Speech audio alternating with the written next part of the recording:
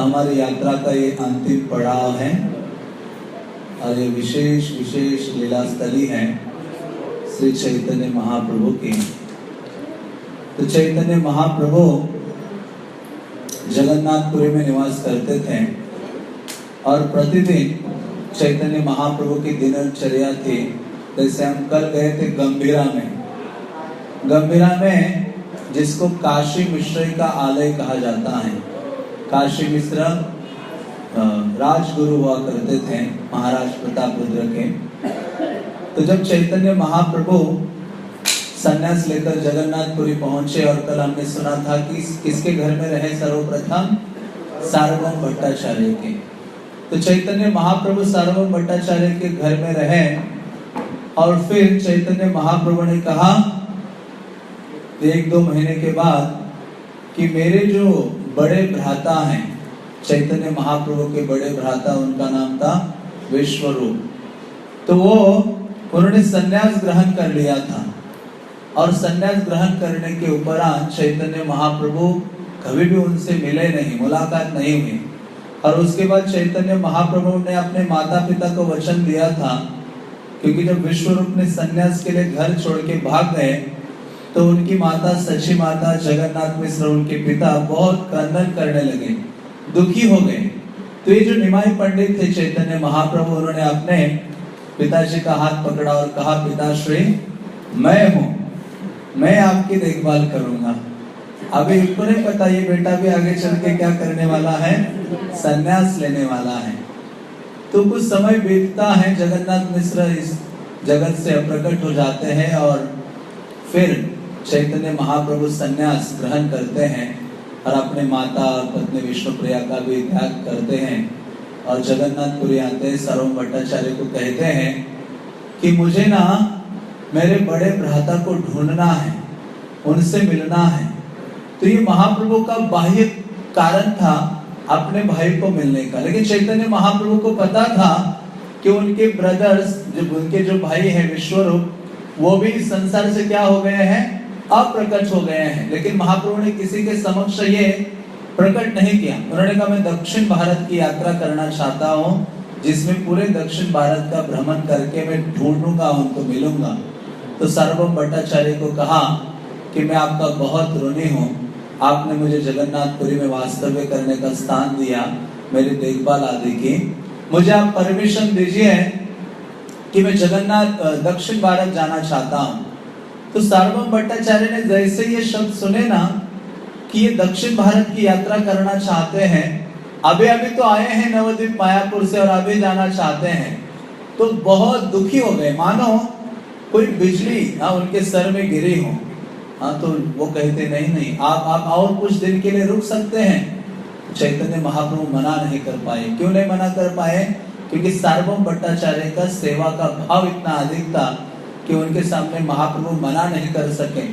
महाप्रभु और 1 हफ्ता रहे और चैतन्य महाप्रभु जाने से पूर्व सार्वभौम भट्टाचार्य ने उनके लिए नए वस्त्र वगैरह दिए और उनको कहा कि अभी आप आनंद से कहाँ गमन कर सकते हो, दक्षिण भारत की यात्रा कर सकते हो। तो चैतन्य महाप्रभु अपने प्रमुख संगी नित्यानंद प्रभु, दामोदर और जगदानंद, मुकुंद, ये 4 भक्तों को लेके महाप्रभु अपने साथ लाए थे। तो यहाँ जगन्नाथपुरी से फिर चैतन्य महाप्रभु दक्षिण भारत की यात्रा के लिए निकलते हैं। तो वो जाने से पूर्व कहाँ आते हैं, अलारनाथ आते हैं।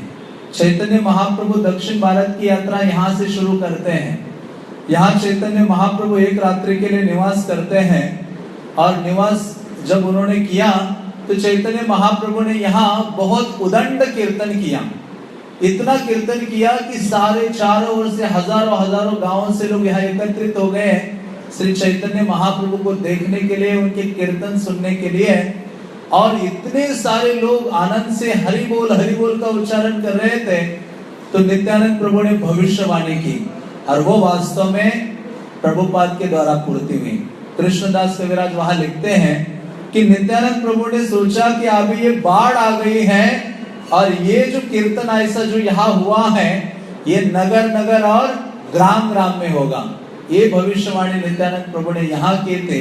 और आगे चलकर हम देखते हैं कि श्री चैतन्य महाप्रभु श्रील प्रभुपाद को माध्यम बनाते हैं और ये जो हरि नाम का प्रचार है, प्रसार है, पूरे विश्व के कोने कोने में हो रहा है। तो फिर चैतन्य महाप्रभु यहाँ से दक्षिण भारत के लिए अपने दोनों हाथ ऊपर करके यात्रा करना शुरू करते हैं और नाचते हुए जाते हैं, गाते हुए जाते हैं। तो ऐसा वर्णन आता है कि चैतन्य महाप्रभु ने हर एक को हर प्रकार से अपनी ओर आकर्षित कर लिया था, सौंदर्य के द्वारा। भगवान की जय, चैतन्य महाप्रभु की जय, जगन्नाथ धाम की जय, आज का आनंद की जय, चैतन्य महाप्रभु का जन्मदिन की जय, गुरु प्रेम की जय, राधा रानी की जय, कृष्ण कृपा की जय, गुरुदेव। तो फिर चैतन्य महाप्रभु यहाँ से भ्रमण करते हैं और दक्षिण भारत के लिए जाते हैं और दक्षिण भारत की यात्रा करके चैतन्य महाप्रभु आकर हरि बोल।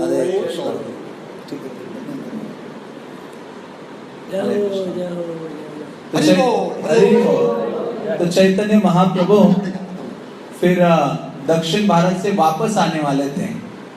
तो चैतन्य महाप्रभु की चिंता सार्वभौम भट्टाचार्य को थी। उन्होंने कहा कि चैतन्य महाप्रभु को रहने के लिए एक ऐसा स्थान चाहिए जो एकांत में हो और मंदिर के नजदीक हो। तो उन्होंने ढूंढा कहाँ है, कौन सा स्थान मिलेगा। तो देखा कि जो राजगुरु हैं काशी मिश्र, उनका बड़ा घर अवेलेबल है। उनका घर एकांत में भी था और क्या था, मंदिर से नजदीक था। तो उनको अप्रोच किया। उन्होंने कहा मैं घर के अपना प्राण देने के लिए तैयार हूँ। ये घर तो महाप्रभु चैतन्य और उनकी भक्तों की सेवा के लिए, इतना बड़ा घर मुझे क्या करना है। तो चैतन्य महाप्रभु आने वाले थे 2-3 दिन पहले। तो उन्होंने अपना पूरा घर महाप्रभु की सेवा के लिए दिया और चैतन्य महाप्रभु वापस आए तो इधर ही रुके आकर और फिर एक भक्त को भेज दिया कि जाओ मैं आ गया हूँ। उनके सेवक कृष्णदास को भेजा, जाओ सबको बता दो। तो यहाँ महाप्रभु को रिसीव करने के लिए जगन्नाथपुरी से बहुत सारे भक्त आते हैं और महाप्रभु के साथ कीर्तन करते हुए जगन्नाथपुरी में जाकर गंभीरा में चैतन्य महाप्रभु ऑफिशियली निवास करते हैं। तो चैतन्य महाप्रभु जब वहां रुकने लगे तो जिस दिन महाप्रभु वहां रहने लगे उसी दिन से हजारों हजारों भक्त वहां आने लगे। कृष्णदास कविराज कहते कि मानो चैतन्य महाप्रभु समंदर और सारी नदियां अलग अलग दिशाओं से आ रही है। इतने सारे भक्त महाप्रभु से आकर मिले और निवास करने लगे। तो चैतन्य महाप्रभु का प्रतिदिन वहां जब निवास था तो उनको दिनचर्या क्या थी उनकी, रोज सुबह उठना, समंदर स्नान करना और जगन्नाथ का दर्शन करने के लिए जाना। एक भी दिन ऐसा नहीं था चैतन्य महाप्रभु का जिस दिन उन्होंने जगन्नाथ का दर्शन ना किया हो। अपने 2 भक्तों को लेकर जाते थे, एक थे गोविंद और दूसरे थे काशीश्वर पंडित। ये 2 सेवक महाप्रभु के थे। ये दोनों को क्यों लेके जाते थे, उनके जो बड़े सेवक थे काशीश्वर पंडित बहुत हाइटेड हट्टे कट्टे थे। इतनी भीड़ रहती थी मंदिर में, एक हाथ मारो तो साइड में लोग, हाँ महाप्रभु के लिए जगह बनाओ, इसके लिए उनको आगे चलते थे वो। और दूसरे कमंडलू और कुछ लेके महाप्रभु के पीछे पीछे पीछे चलते थे। चैतन्य महाप्रभु सिंह द्वार में प्रवेश करते थे और सिंह द्वार से सबसे पहले, मैं दोपहर को भी बोल रहा था भक्तों को, चैतन्य महाप्रभु सर्वप्रथम मंदिर में घुसकर नरसिंह देव का दर्शन करते थे मुक्ति मंडप के पास और उसके बाद जाकर जगन्नाथ का दर्शन करते थे। तो ये महाप्रभु का दिनक्रम होता था और महाप्रभु गरुड़ स्तंभ के पीछे होकर निरंतर दर्शन किया करते थे। कई बार तो चैतन्य महाप्रभु को पता नहीं चलता था कि मैं कितने घंटे खड़ा हूँ और इतने भावावेश में आ जाते थे कि आंखों से इतने आंसू बहते थे कि नीचे पूरा वो टेम्पल हॉल का आधा भाग गीला हो जाता था। तो इतना महाप्रभु भगवान का दर्शन करने के लिए आनंदित रहते थे, आह्लादित होते थे। और महाप्रभु एक बार बहुत अधिक भावावेश में थे। सुबह सुबह चैतन्य महाप्रभु गए और कहा कि मेरे प्राणनाथ कृष्ण को देखा है आपने? जाके सिक्योरिटी गार्ड है ना मेन गेट पर, वो गार्ड का हाथ पकड़ा और कहा मेरे प्राणनाथ कृष्ण को देखा है आपने? कहते हाँ चलो मैं दिखाता हूँ।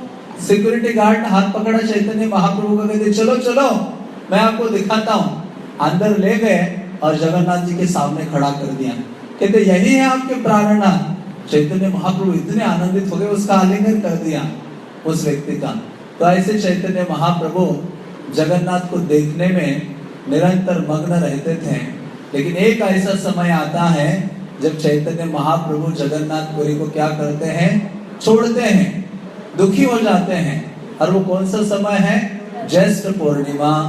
ज्येष्ठ पूर्णिमा के दिन भगवान जगन्नाथ स्नान करने के लिए स्नान मंडप में उपस्थित हो जाते हैं और पूरे दिन मनसोक्त इतना नहाते हैं। हजारों हजारों घड़े चंदन से मिश्रित जल सारे उनके सेवक भगवान के ऊपर डालते। आज भी आओ कभी हम स्नान यात्रा, तो बहुत सारे घड़े ऐसे लगे रहते हैं और भगवान के ऊपर डाला जाता है जल, तीनों के ऊपर। तो ऐसे भगवान इतना अधिक जल से स्नान करते हैं, तो कहा जाता है कि भगवान क्या होते हैं, स्नान करने से ठंड लग जाती है, उनको बीमार हो जाते हैं, बुखार हो जाता है। और बुखार के लिए भगवान को फिर ये प्रसाद नहीं मिलेगा आपको उस 15 दिन के लिए, चावल वगैरह ये सब नहीं, आपको वो सब स्वीट्स वगैरह होते हैं। और अधिकतर भगवान को कुछ हर्बल्स या आयुर्वेदिक मेडिसिन खिलाई जाती हैं। तो ऐसे भगवान जगन्नाथ बीमार हो जाते हैं 15 दिन के लिए और दर्शन बंद हो जाते हैं। चैतन्य महाप्रभु सब कुछ सहन कर सकते हैं, लेकिन जगन्नाथ उनके सामने ना हो तो उनसे सहा नहीं जाता। तब चैतन्य महाप्रभु क्या करते हैं, उस जो 15 दिन है उसको कृष्णदास कविराज कहते हैं अनावसर। अनावसरे जगन्नाथेर ना पाय दर्शन, विरहे जगन्नाथ करेला गमन, अलारनाथ करेला गमन। तो जब ऐसे 15 दिन बीतते हैं तो चैतन्य महाप्रभु को वहां रहना अच्छा नहीं लगता, क्योंकि जगन्नाथ का दर्शन उनके लिए वंचित हो जाते हैं जगन्नाथ के दर्शन से। तो फिर चैतन्य महाप्रभु यहाँ आते हैं। ऐसा वर्णन किया गया है कि चैतन्य महाप्रभु ने देखा कि कल से दर्शन बंद है, तो सुबह सुबह चैतन्य महाप्रभु उठते हैं और बहुत जोर से कीर्तन करते समंदर के किनारे से दौड़ते दौड़ते यहाँ आते हैं। किसको देखने की लालसा उनके अंदर होती है? कृष्ण को। तो ये जो चतुर्भुज भगवान अलारनाथ है, ये वास्तव में मूल रूप में कौन है? द्विभुज श्याम सुंदर कृष्ण है, जो वृंदावन के निवासी हैं। हाँ, इसलिए भक्ति सिद्धांत महाराज को ये स्थान बहुत अच्छा लगता था, प्रभुपाद के गुरु महाराज को। भक्ति सिद्धांत महाराज जब पहली बार यहाँ आए तो कहते हैं कि ये तो वृंदावन है। इस मंदिर के पीछे जो चंदन कुंड है, जहाँ चंदन यात्रा होती है, सरोवर है, भक्ति सिद्धांत महाराज कहते हैं तो राधा कुंड से अभिन्न है। हाँ, वहां वो कई बार विश्राम करते थे और महाप्रभु को उस कुंड के तट पर विश्राम करना बहुत अच्छा लगता था। महाप्रभु जितने भी दिन होते थे यहाँ, वो विश्राम करने के लिए कहाँ पहुंचते थे? वो कुंड के तट पर। तो ऐसा स्थान जो वृंदावन से अभिन्न है, अलारनाथ, क्या कहते हैं इसको?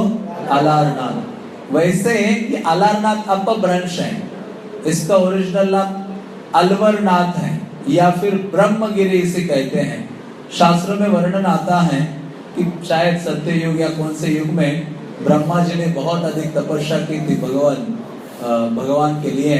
तो भगवान उनके सामने प्रकट हो जाते हैं चतुर्भुज रूप में और उनके विग्रह की स्थापना वगैरह ब्रह्मा जी करते हैं, जो कौस्तुभ श्रीवत्स चिन्ह आदि से अलंकृत थे, मकर कुंडल वगैरह भगवान ने धारण किए हुए थे। तो ब्रह्मा जी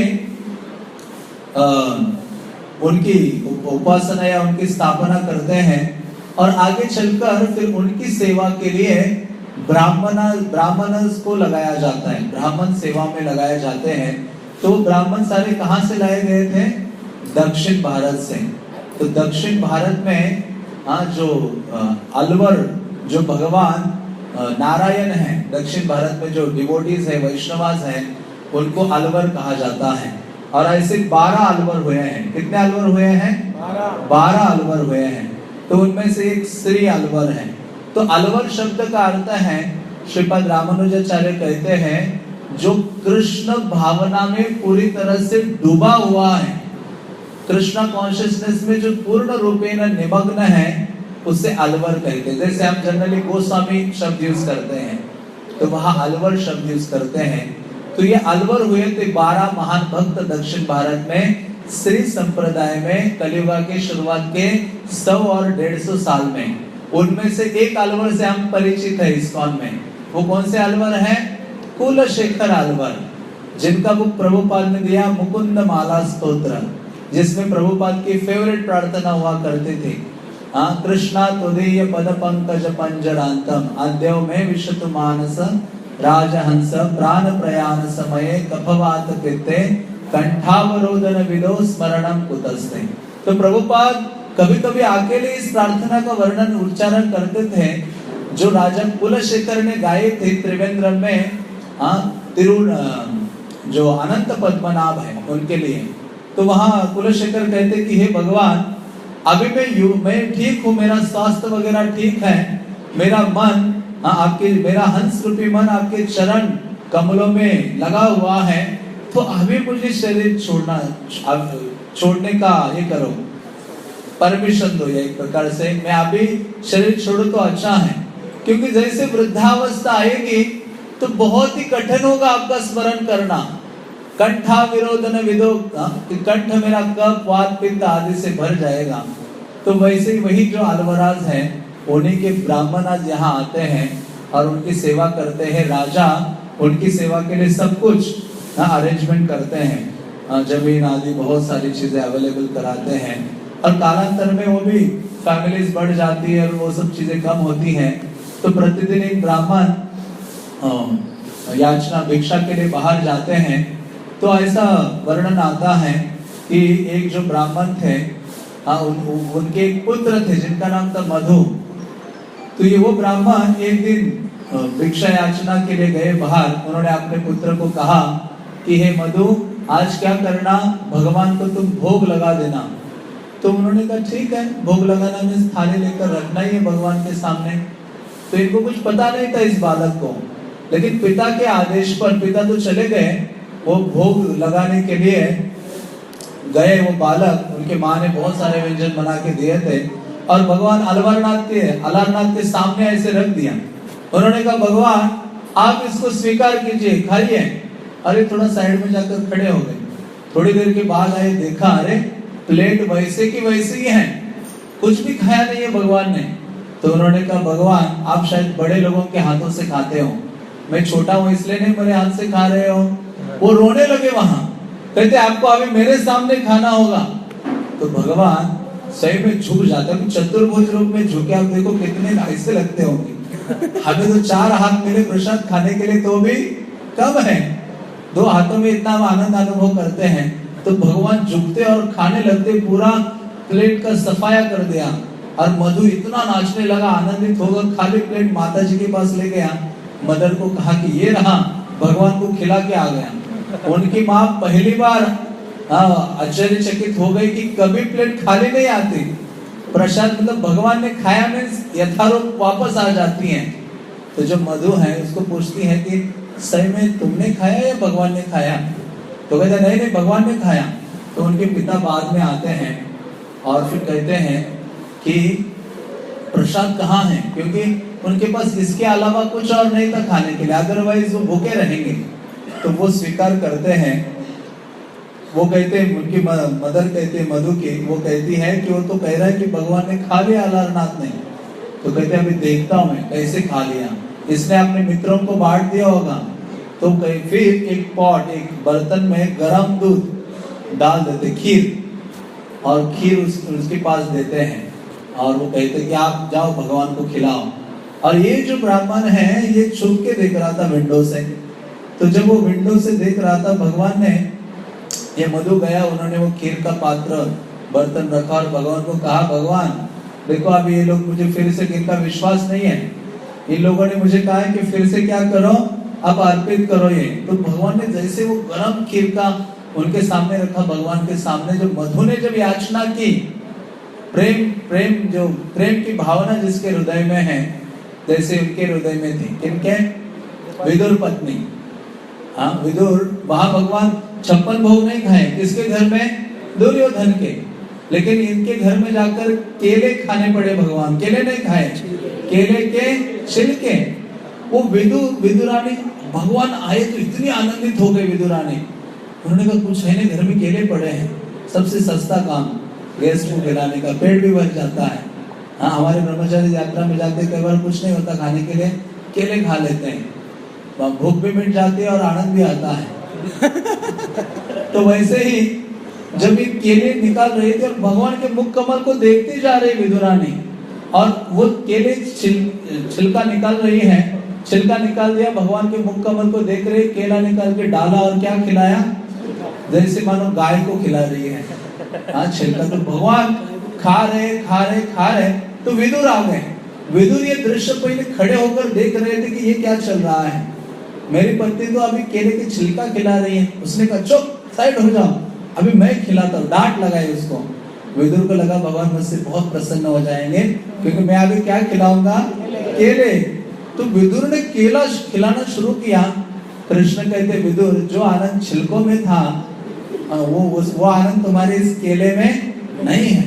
तो जब इन्होंने जब दिया खीर का पात्र और भगवान ने कुछ नहीं सोचा, मधु ऑफर कर रहा है ना, पूरा ऐसा प्याला उठा लिया पीने के लिए, उठा लिया और पीने लगे भगवान। तो ये जो केतन, शायद ब्राह्मण का नाम था, तो वो दौड़ के आ गए।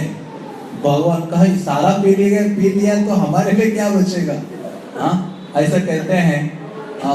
पकड़ लिया उन्होंने और वो गिर गए। इतना गर्म खीर था कि उनके भगवान के हाथों में, छाती में, सब जगह वो लग जाता है। और जैसे पुजारी ने हमें वो मार्क्स दिखाए थे अभी, तो हाथ और सब जगह उसके चिन्ह होते हैं, जल जाता है। तो इस प्रकार से भगवान बहुत दुखी हो जाते हैं। कहते सारे ये फैमिलीज नष्ट हो जाएंगे, ये मधु बचेगा। वास्तव में बहुत सुनामी वगैरह आता है और सब लुप्त हो जाता है। तो इस प्रकार से भगवान यहाँ निवास करते हैं। नराकृति ब्रह्म, शास्त्र में इनका जब वर्णन आता है तो कहते हैं कि वास्तव में द्विभुज श्याम सुंदर कृष्ण है। हमारे आचार्यगण इस विग्रह के बारे में लिखते हैं कि ये वही कृष्ण है जिनका दर्शन गोपियों ने पैठा ग्राम में किया था, वृंदावन में। जब भगवान ने रास क्रीड़ा किए थे, उस समय भगवान सब रास लीला को छोड़कर चले जाते हैं और गोपियां कृष्ण की विरह में उनको ढूंढती रहती हैं। कभी अलग अलग वृक्ष को कहती, क्या तुमने कृष्ण को देखा? हे तुलसी, तुम तो चरणों में रहते हैं हमेशा के लिए, क्या तुमने कृष्ण को देखा है? केतकी, हे जास्मिन फ्लावर, सबको पूछती हैं गोपियां। तो ऐसा जब गोपियों ने पूछा और कृष्ण मिले नहीं, तो सारी गोपियां ऐसे घूमते घूमते एक झाड़ियों में आती हैं जहां भगवान कृष्ण स्वयं उनको देख रहे थे। भगवान कृष्ण गोपियों को देख रहे थे कि मेरे विरह में ये कैसा व्यवहार करती हैं। तो भगवान ने क्या किया कि भगवान ने चतुर्भुज नारायण का रूप धारण किया। अपनी 2 भुजाएं थी और 2 भुजाएं बढ़ा दी और ऐसे बैठे रहे। तो गोपियां आती हैं, भगवान कहते अब ये मुझसे अट्रैक्ट हो जाएंगी चतुर्भुज रूप से।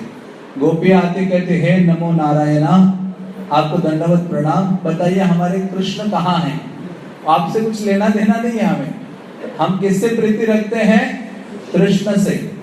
तो इस प्रकार का भावना हम गोपियों के हृदय में था।